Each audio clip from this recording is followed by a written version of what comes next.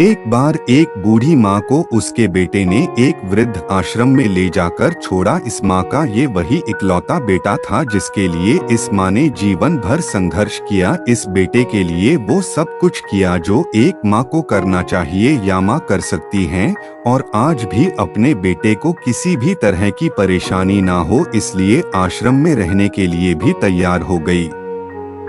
वृद्धाश्रम में रह रही माँ हमेशा अपने बेटे को याद करती, मगर बेटा केवल साल में एक बार उसको मिलने जाता या फिर फोन पर बात कर लेता। कई साल बीत गए। वृद्धाश्रम से बेटे को एक दिन फोन आया। उन्होंने कहा, बेटा जल्दी से आश्रम आके अपनी माँ से मिल लो, वो बहुत सीरियस है। बेटा जब अपनी बीमार माँ के पास पहुँचा तब वह अपनी आखिरी सांसें गिन रही थी।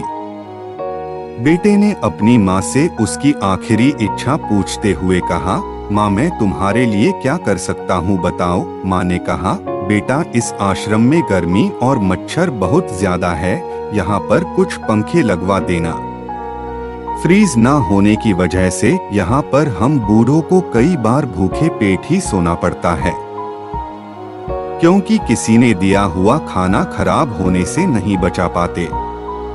तो इस आश्रम के लिए एक दो फ्रिज भी खरीद कर दे देना। बेटे ने अपनी माँ की सारी बात सुनी और अपनी माँ से पूछा, आपने इतने साल यहाँ पर निकाल दिए पर आपने कभी भी यह बातें मुझसे नहीं कही, और अब जब आपके पास टाइम नहीं बचा है तब आप यह सब कह रही है, ऐसा क्यों? माँ ने बेटे को जवाब देते हुए कहा, बेटा मैंने गर्मी, भूख और पीड़ा सहन कर ली, लेकिन मुझे पता है जब तेरे बच्चे तुझे यहाँ पर छोड़कर जाएंगे तब तू यह सब सहन नहीं कर पाएगा। इसीलिए तेरी सुविधा के लिए मैं तुझे यह सब लगाने के लिए कह रही हूँ।